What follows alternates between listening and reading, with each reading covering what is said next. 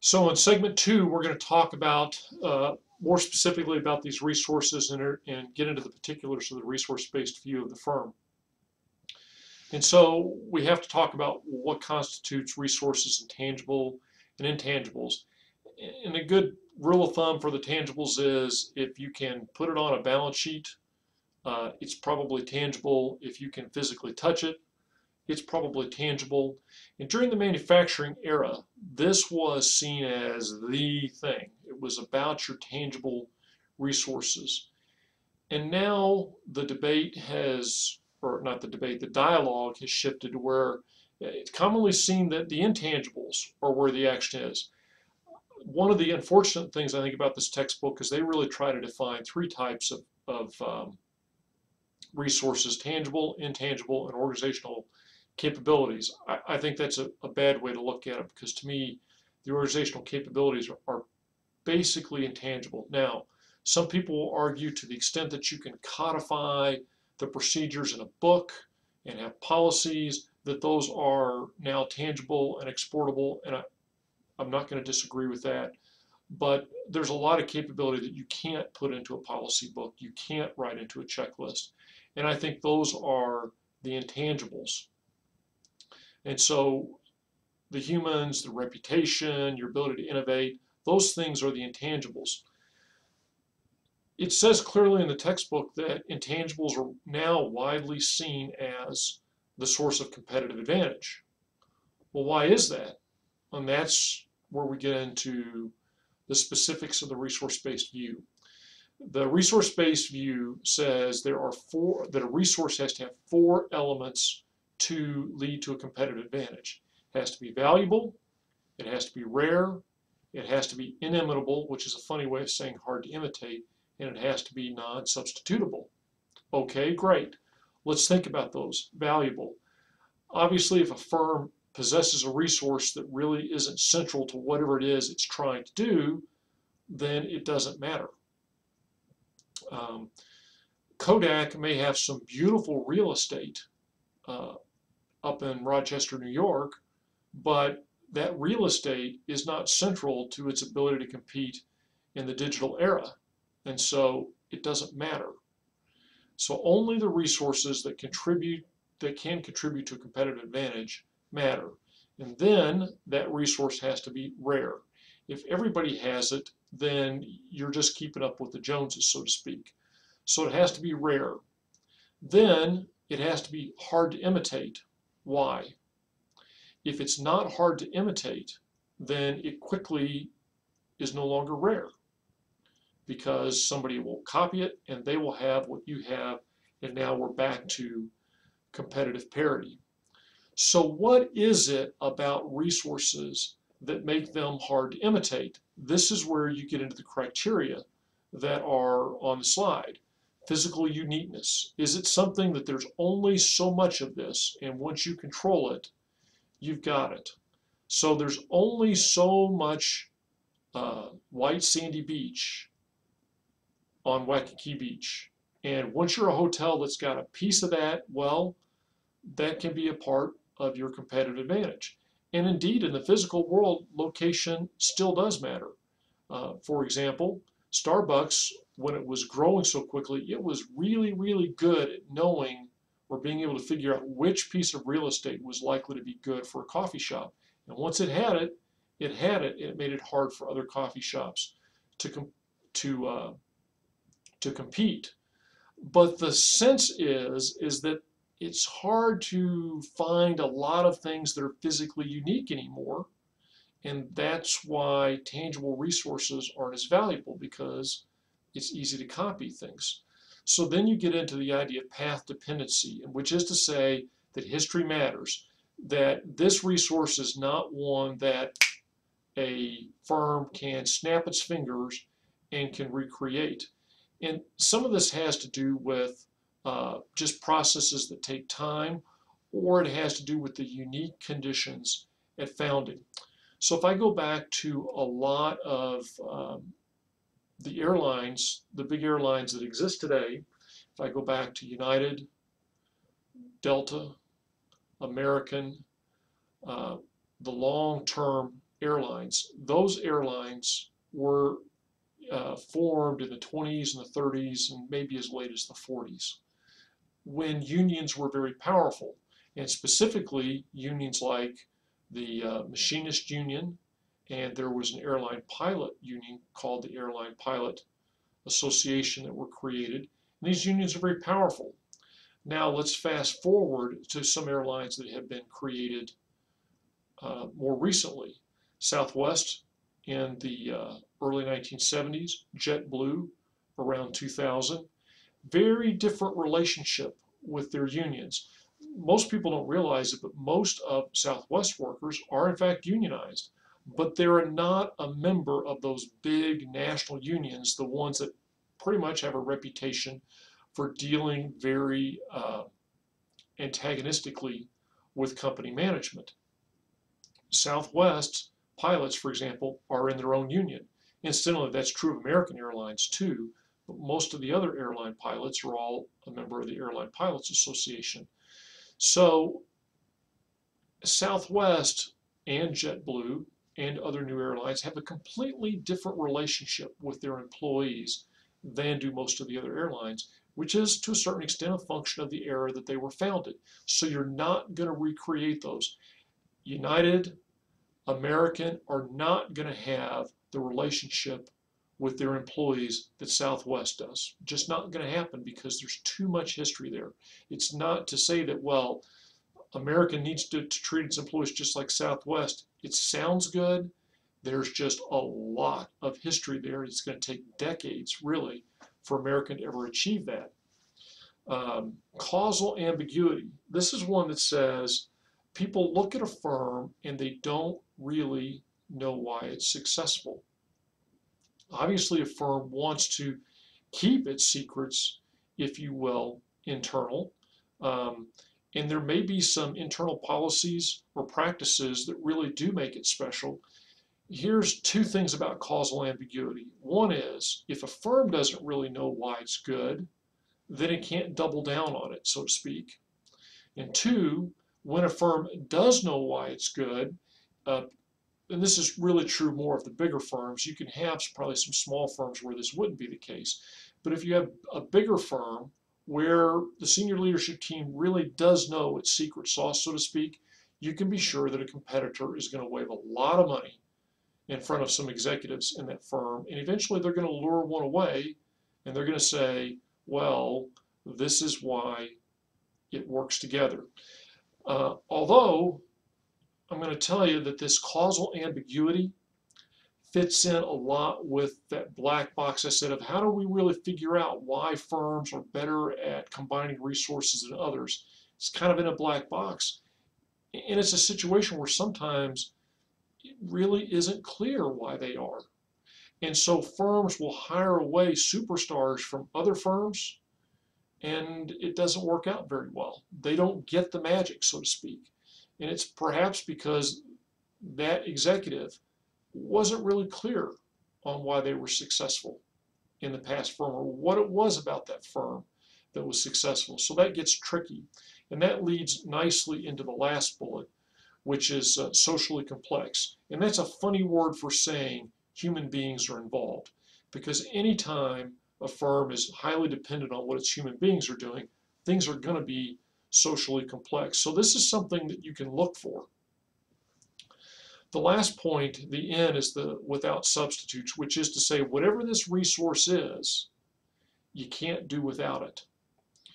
You can't find something else to plug into the place of that. Here's the interesting thing. Well, I'll get to that in just a second. So down on the bottom, you could say, well, it's a matter of controlling the best resources. That's who wins, is whoever controls the best resources. I think that's actually pretty incomplete. Here's an interesting historical story that I think is actually pretty significant. If you go to all the leading strategy textbooks, they will describe the resource-based view of the firm as valuable, rare, inimitable, non-substitutable. There is one strategy textbook, though, that teaches it like this. It's got to be valuable, rare, inimitable, and the firm has to be organized to capitalize on it. The interesting thing is the textbook that does the VRIO, one of its co-authors is the guy that coined the VRIN model. So he's taken his own model and changed it, and I think changed it well, because saying that it can't be substituted is really the same thing as saying it can't be imitated. And then it gets down to the O part. Is the firm organized to take advantage of these resources? And that organization goes beyond the wiring diagram of the firm. It's how do we connect people? How do we get the best out of people? That sort of stuff. The tricky part of the resource-based view of the firm is that it's really, I think, about the O. It's not the resources that get fed in so much as it is what does the firm do with those resources. And we just don't have a whole lot yet to be able to break that out. I mean, certainly you've got all the stuff you learned in organizational behavior, but you say, how is it that two major companies have access to the same talent pool, same physical resources and the like, and they generate very different outcomes? And it's an interesting question. I'm going to segue into a little bit of the Chapter 4 material. I'll tell you right up front, I think a lot of what's discussed in Chapter 4 is a rehash of what you had in your organizational behavior class. It isn't to say I don't think it's important. It is to say I think a lot of it's been discussed. So I'm just going to cover a little bit of it, and I'm going to try to cover it more at the strategic level. And incidentally, I updated these charts with the most recent numbers. And the point is today, whereas once upon a time it was about manufacturing facilities, which tended to show up in book value because it was on your books, not so much anymore. You look at Southwest Airlines and you see its market to book ratio is 1.2. The market basically has the airline valued for what its assets were worth on the book. Compare that to Apple, which its market value is 4 times what it's worth is on the books. And so that difference, the author suggests, is the intellectual capital, or I would say that's kind of the intangibles of the employees. The two things that we think about most are social capital and human capital. And let me quickly, from a strategic level, make sense of this. Human capital is what your individuals can do. Social capital is who they know, and beyond that, can they leverage the talents of those that they know? So they talk about doing a network analysis, and I'll let you read the textbook. I think it's interesting stuff. I suspect that you maybe read it other places as well. To me, here's the interesting question about strategy, and that is, okay, can you have too much? And the first blush, you're going to say, no, I can never have too much human capital. I can never have too much social capital. I don't think that's right. And that's where strategy comes in. Let's imagine that I wanted to offer all of you a job. You're all magnificent. You're about to earn your MBA. I have just the right job for you. Come work for me. I'm opening a new McDonald's in town, and I want you to be my workers. What's the problem there? As recent MBA graduates, you're probably all going to want a lot higher salary than what the typical burger flipper at McDonald's makes. Not only that, no offense, because I would fit in this category too, you, the recent MBA graduate, may not be a very good burger flipper. You may have a lot of knowledge and skills that I don't need and not have the knowledge and skills that I do need, which I can procure much more affordably. And so this is where you start to think about strategic human resources management and what is the workforce that I need. Now, we have 2 large employers in town that are call centers for the various cell phone companies. Here's an interesting thing about a call center, and I don't know about these particular call centers. They don't want you to work there forever. They don't want somebody answering the phone for 15 years solving customer complaints. For the most part, these companies may be different. And the reason is when you've been someplace for a long time, you kind of want pay raises and the like. And the way they've got it figured out is once they've had you for 6 months, you're awfully good at your job. Do you get better with time? A little bit, but not necessarily a lot. So they don't want to pay you. They want to come in. They have a very good training program. They want to train you. They want to keep you for several years, and then they want you to leave because you get too expensive. And that is their human resources strategy. They're focused on training. It's just like McDonald's. Are they looking for somebody to flip burgers in McDonald's as a 30-year career? Probably not, because they don't want to pay somebody the raises that they tend to expect with longevity in the company. Likewise, social capital. Now, can you have too much social capital? Probably not. Can you afford all the social capital you want? Probably not. How do you develop social capital as a strategy within a firm? Well, we'll talk about this a lot later in the class when we talk about organizational design, but you get people in the company to know other people in the company, and you often do that by doing lots of transfers, having arrangements where people don't stay in jobs for a long time. Well, that's expensive. It's expensive to keep moving people around and maybe putting them in positions where they're not very good, but they're going to learn some new skills and they're going to meet some new people. So that can be expensive. And then the idea of social capital with people outside the firm also becomes expensive. How do you get that? Well, you fund them to go to conferences. You fund them to go visit the customers and those sorts of things. And it costs the firm a lot of money to have you away building social capital as opposed to at your desk doing whatever it is they pay you to do. So can you have too much? Probably not.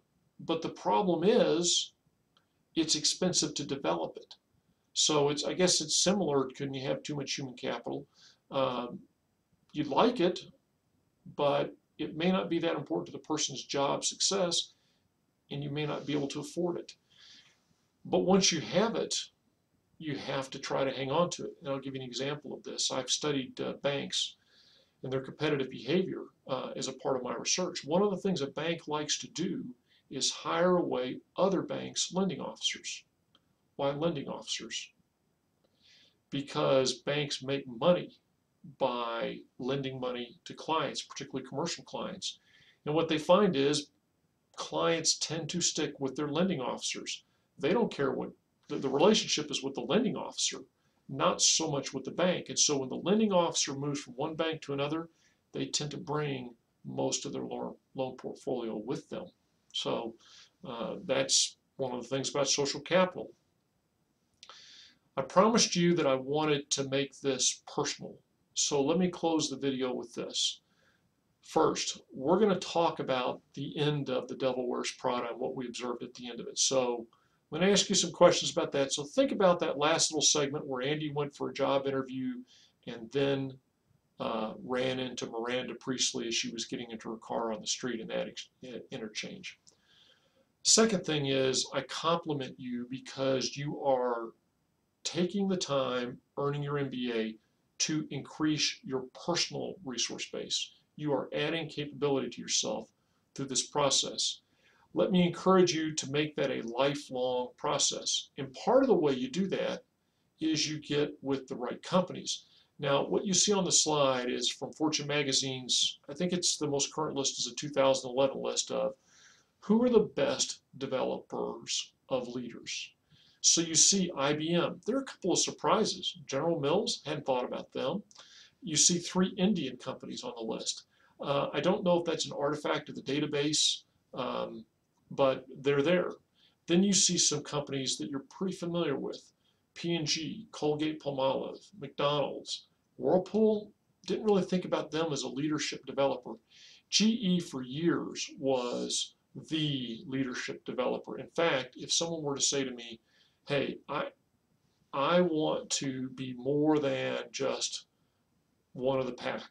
I love the strategy thing. I really think I want to try to climb the executive ranks and do that. these are the companies I would say go try to find a job for. For a long time, I'd tell people, try to get a job with GE. It is the finest leadership development company in the world. The bloom's kind of been off the rose for GE for about a year, for about a decade now, but they're still great. IBM, P&G, Colgate-Palmolive, McDonald's, all those companies, if you want to develop your skills, look for a company that invests in you. If you've worked for a company for 5 or 10 years and you're doing the same job you were 5 or 10 years ago and they are not funding any development for you, then it may be time to move on because they're happy with you the way you are and they're not trying to make you any better. If you're in a smaller firm, they're probably never going to fund your development, so you're going to have to go out and be aggressive on your own to make that happen. And some of you have shown that already by enrolling in an MBA. And the third thing I want to say is think about yourself and your personal skill sets and think about valuable, rare, hard to imitate, and are you organizing to take advantage of them, which may be, are you looking for the right kind of job? But let me make a pitch for some of the basics.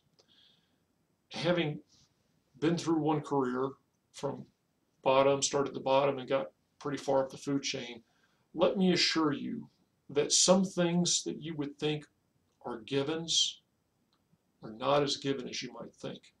So when you come to work, are you a pleasant person? A surprising number of people aren't, and people don't necessarily like to work around them, and they don't do good things for the company. Do you have integrity? Again, a disappointing number of people don't, and you will stick out. I had someone pay me one of the finest compliments I think you could ever get. And I say this not to pat myself on the back, but I want you to think about you personally. Someone said, have you ever considered that you're just really good at getting the best out of people? And I hadn't, and I'm frankly not sure that it's true. But if you want a talent, if you want a skill, a capability that is valuable, rare, and hard to imitate for, bingo. Be someone who gets the most out of people. A lot of people are what I call yes, but. Yes, they're a brilliant coder, but nobody wants to work with them. Yes, he's a great salesman, but he's a whiner and thinks he's the most important person in the company. So what you don't want to be is you don't want to be a but person or somebody saying, good, good, good, good, good, but bad, bad, bad, bad, bad, bad. What is it that you're good at? Are you taking advantage of it? And I would say, what is it that you're not good at that's really getting in the way? And what can you do to fix that? So to summarize, we looked at the value chain, and we're going to talk about this a lot more. And then we talked about the internal analysis and strengths and weaknesses and managing the resource portfolio. But I'm going to tell you the really tricky thing that we really don't understand that much just yet is how do firms organize to effectively make the most of its resource portfolio. When we have our class time together, you're going to be doing your first ST, and we're going to be discussing them, so I look forward to that. And then we're going to augment the discussion with our view of resources. I look forward to seeing you then.